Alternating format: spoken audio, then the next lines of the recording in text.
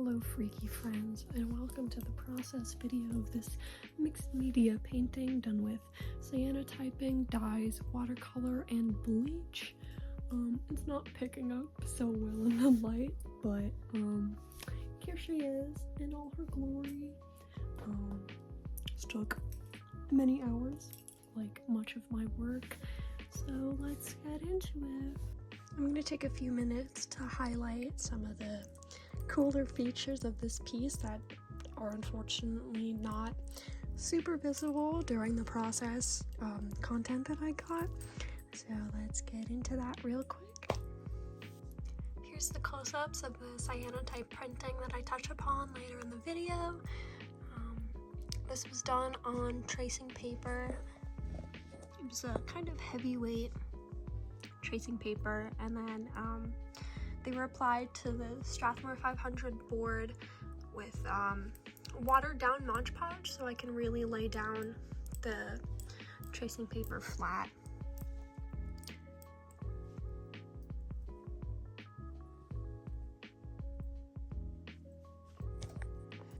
Another fan favorite part of this piece is all of the bleaching detailing that I did in the background. It just really gives this electric, sinister feel to the piece. So these over here were done with a technical pen, just by dipping the bleach into it and just canoodling around. And then this over here around the skulls was done with airbrushing. It was my first time doing airbrushing of any kind, and I did it with bleach, which is the like most permanent thing you could do. So that was kind of scary, but I really love how it turned out.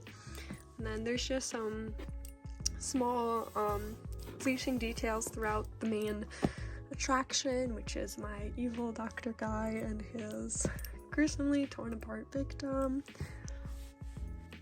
And then there's some minor details with the bleach done on the main attraction, which is my evil doctor character and his disemboweled victim. The face of my doctor character was unfortunately not in focus for like any of my process video content, so I just want to take a spare few moments to just really appreciate how good this looks. I just love like the way that the dyes work together, just the like warm highlights, cool shadows thing that's going on here, and the slight pops of green that come up in the cheeks, and it just the way that the dyes blend together throughout this entire piece is just really so stellar. Like I loved this piece so much. I'm so proud of it. It was definitely something really different, but I'm really happy with it. And yeah, I hope you enjoy the rest of the video.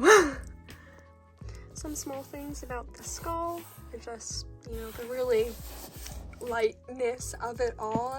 There's just a lot of subtlety in the skull, and it was kind of done so that there's like, the skull and then the brain and then the side profile of this guy right here. Yeah, I don't know, I just like, I'm so happy with this. I kind of imagine this to be a full vinyl thing where like a full vinyl project where this is the like inside spread if you were to get like a double vinyl release thing, and so this would be like the spread on the inside, and there would be like a cover in the back and like the tiny spine. But I unfortunately didn't get to that. If I were to do a cover, it would be probably these skulls looking inward. So I don't know, something to do in the future, but yeah.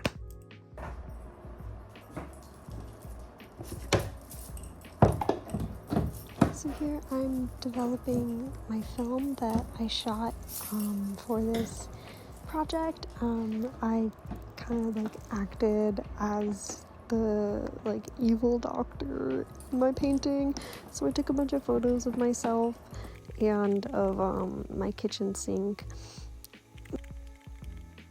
This was a really fun part of the process just because I love actually being able to incorporate photography into my illustrative work. So there's that, busting a little groove as I usually do in the darkroom.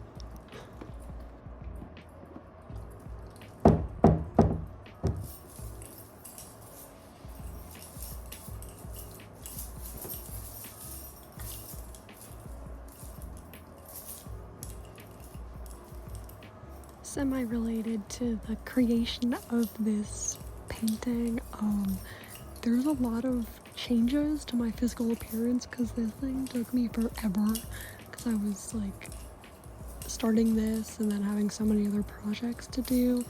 So here I have no eyebrows, and at the end of this video I think I have eyebrows, but yeah.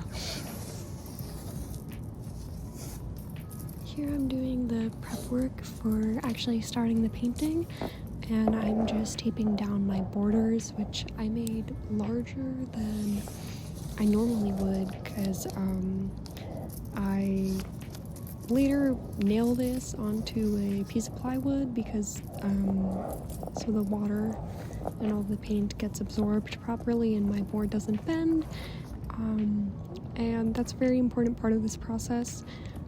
I would have like curved boards otherwise, so I made the margin a little bigger so I could then cut it off, and there wouldn't be any damage to the actual painting.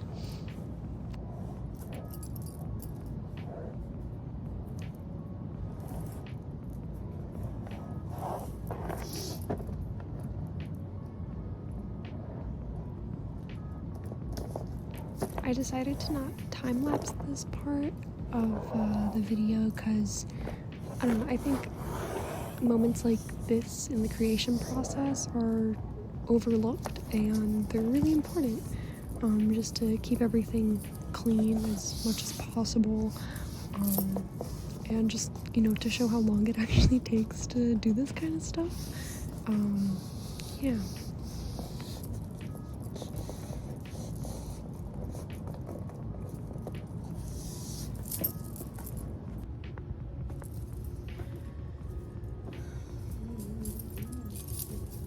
I'm taking forever to do this, but I'm like making sure that it's as straight as possible so I don't lose my mind when I'm painting.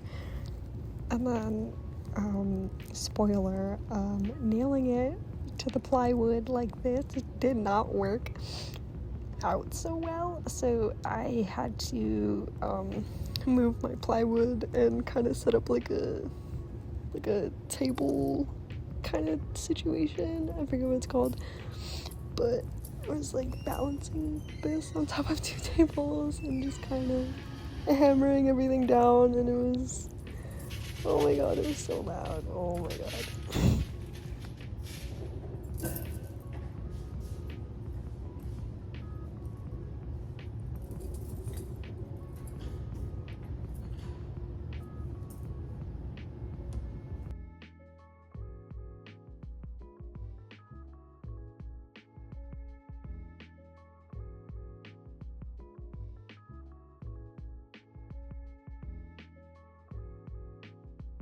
Now with the board nailed down, I can actually start painting, and that comes with a whole lot of nothing, it looks like. This part is me wetting my Strathmore 500 with just clean water so that it kind of, I don't know, it prepares the board for what's to come.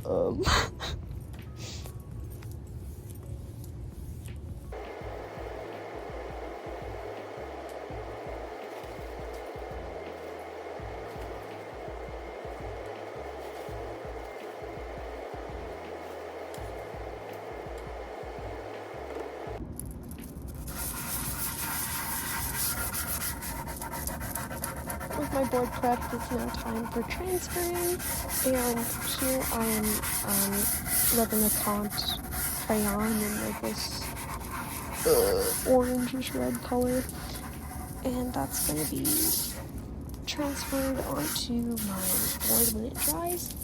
And I love this method. I think it's one of my favorites when I'm doing traditional work. I don't know, it just like helps everything stay, accurate, and I'm not redrawing everything a million times. It's pretty solid technique, I must say.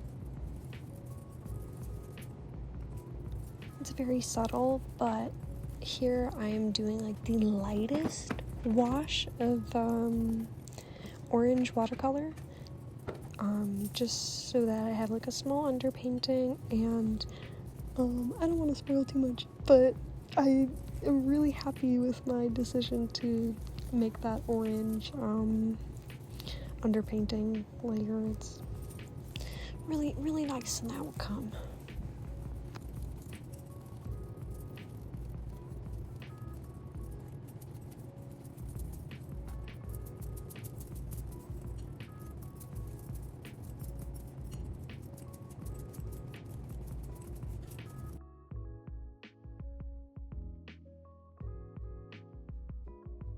Here I am now transferring this onto the paper, and I got kind of frustrated with how long it was taking.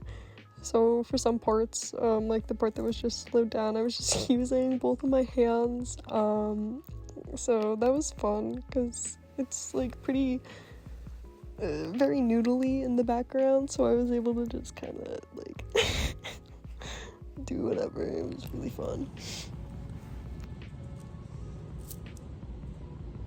This was my setup. I was on the floor for painting this. That kind of hurt my back a bit, but it was more comfortable than standing all the time.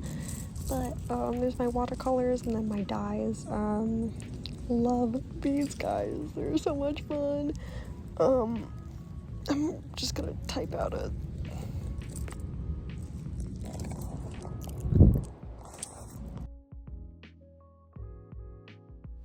and then that's my mouth. So now I'm actually starting the painting, and this day was mainly just color blocking so that I could fully render it the next time I went to paint this. And it took a long time. As you can see, it's dark at this point of me painting. I don't know, I think I was going at it for like maybe 3 hours, something like that. This is as far as I got today. I could do more, but I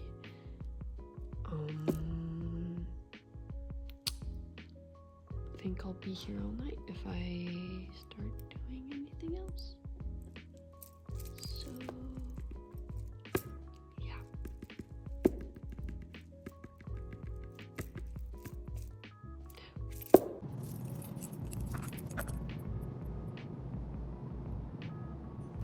It was the next day, yay, and I'm testing how the bleach interacts with the dyes because I want to use bleach for a large part of this painting.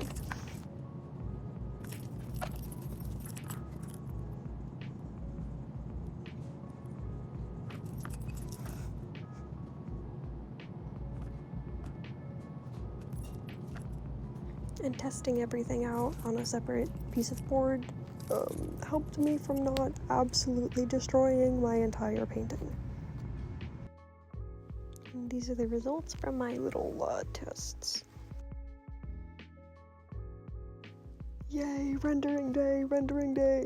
So I go pretty damn heavy. I just full throttle at this painting because I don't know, I was really passionate about it, and I had a lot of fun dropping in all these like hot reds and like really intense oranges and blues all throughout the painting. They just like really worked super well together.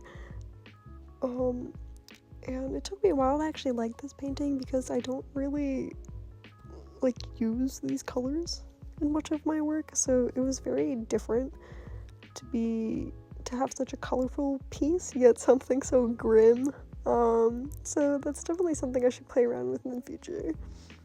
And then yeah, I was not a happy camper for some of this.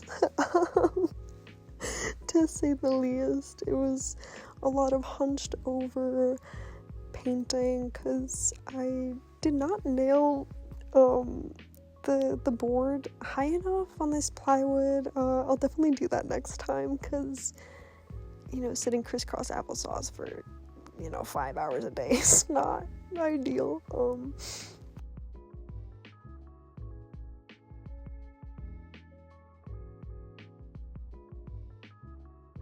For this painting, I followed a cool shadows and warm highlight kind of scheme. So I'm adding in like slate blue. It's probably my favorite color of the Dr. P.H. Martin dyes.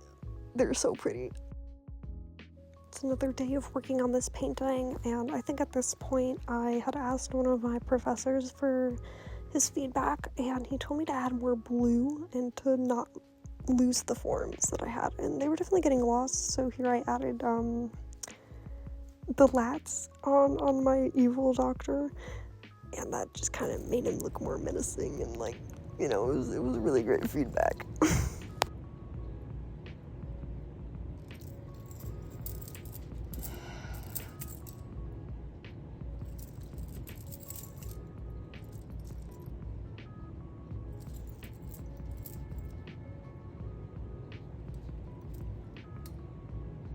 This is unfortunately out of focus, which really sucks. I need to get a better filming thing, but I was adding in pops of green throughout the painting, just for like a different color, and like among the warm highlights, like a nice touch of green just really made all the difference. So it's yet another day of working on this painting. And I'm adding in the details on the skulls on the side, and that's my setup. Shout out me, I guess. And then yeah, I'm just keeping that same like cool shadows, warm highlights consistent throughout the skulls. I think I changed these a little bit. I think I went in afterwards and made them lighter. There was a lot of push and pull with these fuckers. Here I'm adding more nails because it had started to warp, and that was not good, so I nailed down the rest of them, and that happened, and that was not fun.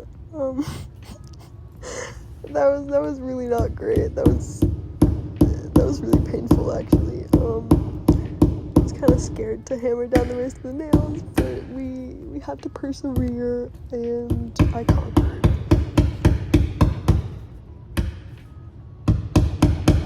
And at this point, I kind of started to lose my mind a little bit.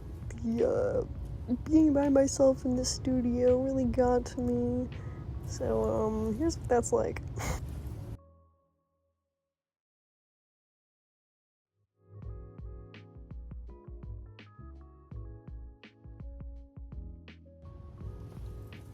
Good enough in my eyes.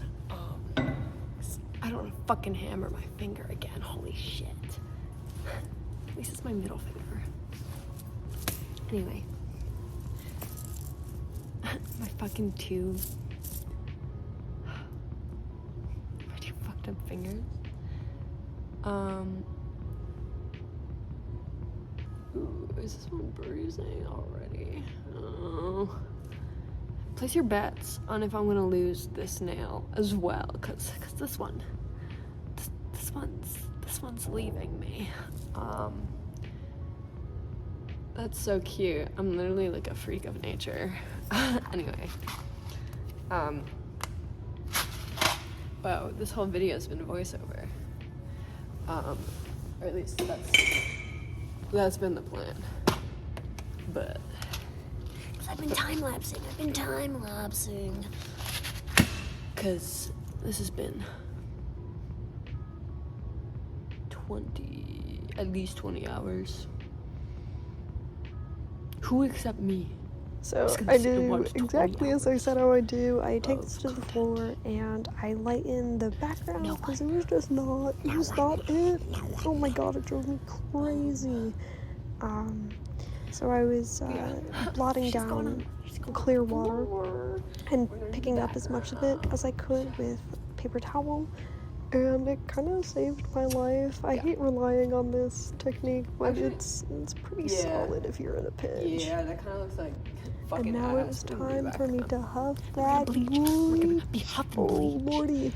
I went in with a technical pen, and I was just picking up bleach and tracing all of the little like squiggly marks that I had, whatever I could see, and it just, oh my god, it created this like incredible pop, and I loved it so much. And then there was like a part of this after still with bleach that I needed to do. This is literally months later. You can tell because I'm wearing long sleeves and long pants, but I'm going in here and adding some watercolor shadows to the text Any Hour.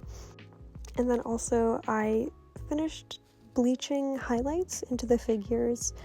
They just need a little something extra, so I did that. I kind of was getting jiggy with it after the chemicals started hitting me. But yeah, this was the final stage in the process. Critique was 3 days away, but I finished it. And that's me making it official that it was finished.